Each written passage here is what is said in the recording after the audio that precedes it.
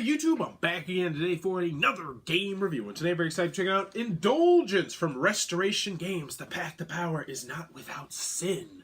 This is for 3 to 4 players, take about 45 to 60 minutes to play, and it's for ages 14 plus.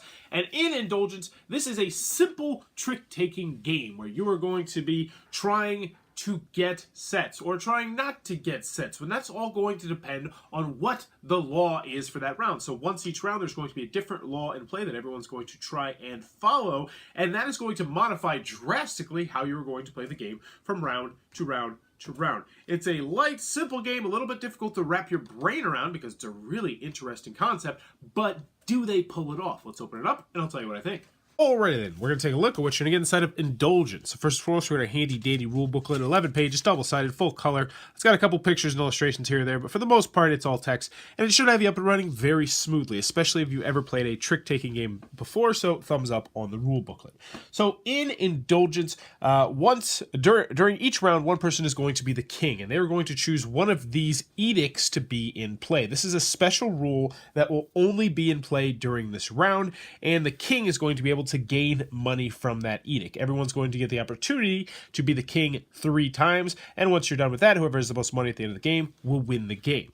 Also, if anyone ever runs out of their money, which is going to be these jewels and coins right here, then whoever has the most money will automatically win the game. So there's no player elimination. It's just if you get eliminated, then the game is over.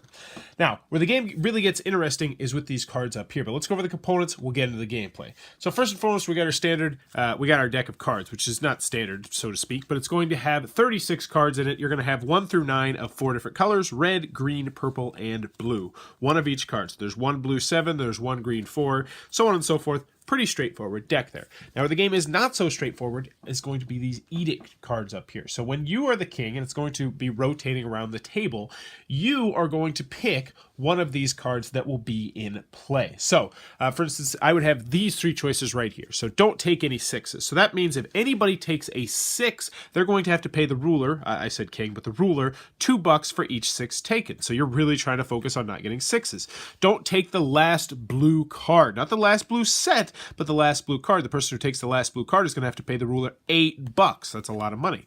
Last but not least, we have don't take any even, purple, or red right here. So you can't take the evens, and if you do take an even, you're going to have to pay $1 to the ruler. So you're going to pick one of these. So let's just say I put don't take any 6s. So I'm the ruler. I say don't take any 6s. This is the law in place. Now, going around the table, starting on the left side of me, everyone is going to have an opportunity to decide if they want to sin or not. So they're going to look at their hand. So let's just say this is my hand and somebody chose this. They're going to take a look at their hand and they're going to say to see if they can do what's on the back of this card, which is always going to be the opposite. So I will take all the 6s. This one will say I will take the last blue. This is I will take all the even purple and red. So it's very easy to figure out what the sin is because it will always just be the opposite. Now, if you decide to sin and say I will take all the 6s, this is a high risk, high reward proposition because if you succeed in breaking the ruler's law, so to speak, then your sinner is going to get $6 from each player, which, you know, in a 4-player game, that's $18. However, if you fail, you're going to have to pay $6 to the ruler. Now, luckily, though, it's going to get a little bit easier because you're going to get this ring right here. This is an actual, like, metal ring. That's actually kind of cool. You're going to get this ring right here, and this ring, you'll be able to play it once during this round, and it will allow you to turn one of these cards that you play into a 10. Yes, you heard me right, into a 10, which then means that you will be able to guarantee to win that bid. So looking at this hand, you know, this was not the best hand to shoot the moons with, so to speak, to try to get all the 6s, but now I'm like, you know what, I might be able to pull this off. Who knows? So let's just say I decide to sin. Now, normally, if no one sins, it goes all the way around the table, this law would be in place, and the ruler would lead off the bid. However, if you decide to sin, you flip this over, and then the sinner gets to take the first lead. So at this point, you know, I might be looking down here and I might say, all right, start off nice and safe, do this 9 blue. Everybody would probably throw their blue in there. You take that set, and then you'd play the 9 green, and then you would keep going forward, and hopefully you would get all the 6s. Now, in this particular instance, if someone else gets one of the 6s, then you can just immediately end the round and you pay out the goods, and then the next person will become the king, and they will get 3 more cards to select from. Now, You'll also notice that some of the cards have blood splatter on the bottom right. These are more advanced versions of the cards. Honestly, though, if you've played trick-taking games before, if you're familiar with most board gaming stuff, then I would just recommend starting with those.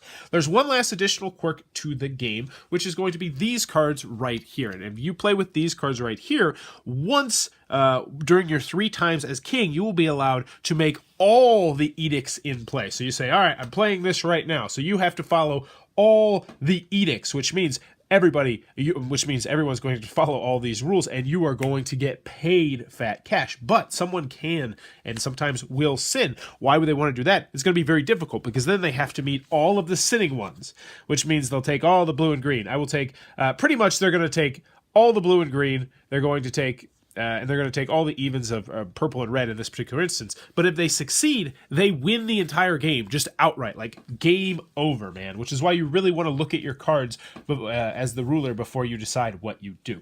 But you'll get to use that once. That's a good way to score points. But anywho, after everyone has had a chance to be the ruler 3 times, whoever has the most money will be the winner of the game. And that, in a nutshell, is how Indulgence is played. Alrighty then, Indulgence from Restoration Games. What are my final thoughts? Let's go over the pros, let's go over the cons. First on the con side, 3 to 4 players, restricted player count, obviously a very restricted player count. Another con that I have in this game is that I wish there was a first player token or marker. We just ended up using the ring, but when someone sinned, they got the ring back. It's a minor nitpick, but I wish there was a first player aid card somewhere in the game. Another con that I have in this game is that it doesn't really tell you whether or not money is public information or private information. I really didn't even notice this as a problem until somebody brought it up. And they're like, I might play the game slightly differently if this was public or private information. I still don't quite understand that, but yes, I did have someone mention that, so I wanted to mention it as well. Another con that I have with this game is that some of the colors blended just a little bit together, like the blue and the purple. I wish they were just a little bit more distinctive colors, and also I wish the symbols on the cards were just a little bit larger, so they would be slightly easier to see. It's not a huge deal, but more of a nitpick than anything.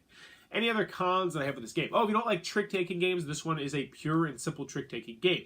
Now, that being said, it's a very different type of trick-taking game. So even if you're not the biggest fan of trick-taking games, I still think I would recommend everybody check this game out at least once, because it doesn't feel like your typical trick-taking game with your objective changing from round to round to round. So it's very interesting. Last but not least, you're at the luck of the cards, obviously. So if you get dealt a crummy hand, then you are probably going to have a crummy round, depending on what the law is. Now, that is one thing that I like, though, because, you know, if you get a really crummy hand and you're not supposed to take any sets, then that's great for you. But then at the same time, it's still luck of the draw. If you get dealt a really stinking good hand and you get that set, well, then you're just kind of hosed. But that's what I got on the con side. And I want to assure you, most of these cons are nitpicks because, wow, slap a Bowers Bastille on it. Wow, Indulgence, it might be my favorite game of 2017. And I can't believe I'm saying this. This game was not even on my radar. So Restoration Games, they're all about taking old games and bringing them back, changing the mechanisms slightly to make them a little bit more gamer-friendly. And they hooked me up with all 3 of their games at Gen Con. And I was very excited about Stop Thief, and I was very excited about Downforce. And then I was looking at this, and I was like, the trick-taking game. The theme is completely non-existent. Oh, that's the last comment I have with the game. The theme, whatever. The theme's completely non-existent. I don't know what the hell the theme's about. But I was not excited about this game at all. And then I played it, and I was like, oh my gosh, this is so different. This is so unique. My mind is being blown actively as we speak. Hey, that rhymed.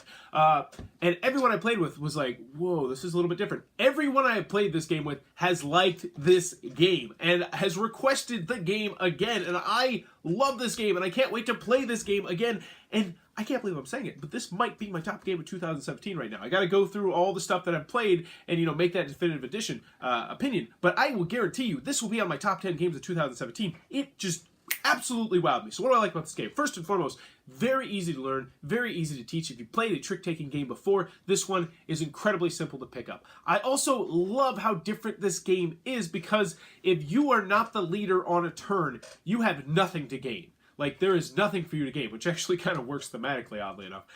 You are just trying to get by until you can be the next leader, so then you can get paid. And you're trying to figure out the maximum way to get paid, and I like that. And I like the fact that depending on what laws are out there and what law is going to be played, that will impact how you play your hand, and I really like that a lot.